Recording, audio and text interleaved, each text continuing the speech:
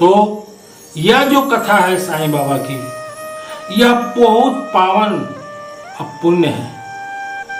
इस कथा पर एक मुट्ठी चावल में, शांताबाई के घर में बाबा ने एक मुट्ठी के चावल में एक गंज चावल तैयार हो गया।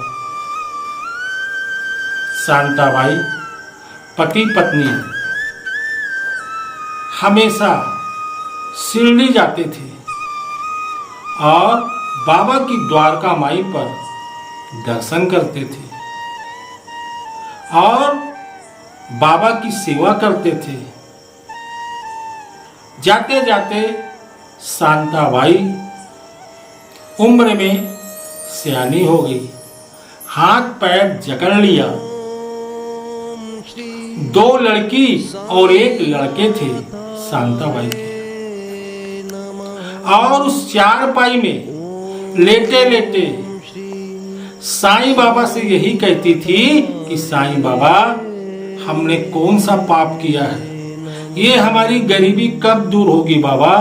जब तक मैं अच्छी थी तो आपके पास जाती थी, आपकी दर्शन करती थी, और आज ऐसी स्थिति है, मेरे लड़के भी बेकार बेरोजगार है, पति भी है, उसको कोई काम धंधा नहीं मिल रहा है। कैसे बाबा मैं अपने घर की गृहस्थी चलाऊंगी? बाबा मेरी इतनी क्यों परीक्षा ले रहे हो साईं बाबा? ओ खटिया में शांताबाई टहल टहल के यही रट लगाया करती, और लगाते लगाते साईं बाबा को मालूम पड़ा कि मेरी शांताबाई आज बहुत कष्ट में है, आर्थिक संकट में है, मानसिक संकट में है, शारीरिक संकट में है। तो बाबा तुरंत भेष बदलकर, छंदम भेष बदलकर उस मोहल्ले की गली में पहुंच गए और उसके द्वार में खड़े होके कहते हैं कि माँ, माँ मुझे पानी प्यास लगा है, माँ मुझे पानी पिलाइए। शांताबाई जब कमरे से देखी तो उसको ये लगा कि मेरा साईं मेरे घर आया है, और जैसे उठने लगी फिर गिरने लगी, तब वह फकीर उनकी माँ की हाथ पकड़े, बोले माँ ठीक से खड़े हो जाओ। शांताबाई ने उस फकीर को पानी पिलाई। तब शांताबाई ने कहा, क्यों बाबा, तुम तो मेरे शिरडी के साईं बाबा हो, मेरे साईं बाबा हो, आज मेरे घर आए हो बाबा, इस दुख की संकट की समस्या में बाबा, जब तक मैं अच्छी थी बाबा शिरडी जाती थी बाबा, और जब मैं इतनी असहाय सी पीड़ा हो गई बाबा, ना मेरा पति कोई व्यापार कर रहा है, 2 बच्चे बाबा मेरे बेरोजगार घूम रहे हैं, लड़की मेरी जवान हो रही बाबा, कैसे शादी करूं? तब फकीर ने कहा, मैं साईं बाबा नहीं हूं, मैं तो एक फकीर हूं, मेरा काम है 5 घर भिक्षा मांगना। वो भिक्षा मांगने, माँ मैं तेरे द्वार में आया हूं, माँ मैं तेरे द्वार में आया हूं। उधर उसका पति मालेदार के यहाँ जब पहुंचा, जो घर में नहीं था, तो मालेदार ने कहा कि श्रीमान जी आपकी भी नौकरी लग जाएगी। देखिए संत का चरण पड़ने से क्या चमत्कार होता है। भगवत गीता में भगवान ने भी यही शब्द किया है कि कल से आप मेरे बंगले में आइए और लेखा जोख का पूरा काम करिए। आपके जो 2 लड़के हैं उनको भी मैं काम दे रहा हूं। वह गदगद हुआ और घर की ओर आया, और फिर शांताबाई ने उस फकीर को अपने घर में आसन पूर्वक बैठाई। बोली, बाबा मैं तो बहुत गरीब हो गई हूं, कुछ भी रूखा सूखा मेरे घर में है उसे प्राप्त करके जाना। बाबा फकीर ने कहा, ओ माई, जैसी उस मालिक की इच्छा, और तुरंत अपने किचन में गई।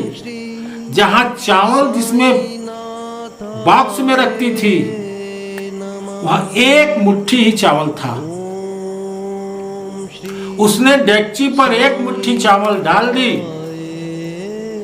पानी डाल दी और प्लेट से ढक दी। एक मुट्ठी चावल। इधर फकीर बैठा हुआ है और उधर वो पति पहुंचा। बोले शांता, आज मेरे जीवन में चमत्कार हो गया है। मालेदार ने मुझे बुलाया, कल से काम में आने के लिए बोला है। दोनों लड़के को भी ऑफिस के काम के लिए बोल दिया है। अब तेरा जो साईं है हमारी गरीबी दूर कर रहा है। शांता ने कहा, साईं तो सबकी सुनता है। तब बोले, यह फकीर कौन है? मुझको तो लगता है यह साईं बाबा है। फकीर ने कहा, मैं साईं बाबा नहीं हूं, आप गलत बोल रहे हो, मैं तो एक फकीर हूं।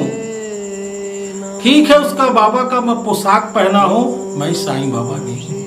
और जब शांताबाई अपने किचन में गई और जब ढक्कन को निकाली तो क्या चमत्कार देखी साईं का कि पूरा गंज चावल से गदगद भरा हुआ था। बोलो सदगुरु साईनाथ महाराज की जय। शांताबाई को आभास हो गया, ये मेरा साईं है, आज मेरे घर आया है। उस फकीर ने वहां भोजन किया। भोजन करने के बाद बाबा ने अपनी झोली से 11 ठो चांदी का सिक्का निकालकर शांताबाई को दिए। बोले, ले, तेरी सारी गरीबी दशा दूर हो जाएगी। अब मैं जा रहा हूं। जैसी घर से बाहर निकले शांता भाई और उसके पति जब देखे तो यह साईं वहां से अंतर ध्यान हो गया था। इस पावन कथा चरित्र को आप जितनी गहराई से आप लगाएंगे तो ये साईं, इस दरबार की आशीर्वाद है आपको। आप यह संकल्प कर लीजिए कि हमेशा पूर्णिमा हुआ, एकादशी हुआ, ये दान पुण्य का महत्व होता है। अगर आप दान पुण्य करना चाहते हैं तो हमारे संस्थान में YouTube में आश्रम का अकाउंट नंबर है, उसमें दान कर सकते हो ताकि आपका दान बाबा के चरणों में आपके कल्याण में आगे बढ़े और आपका जो एक मुट्ठी भाग्य है जो खुल नहीं रहा है उसको साईं बाबा खोल दे।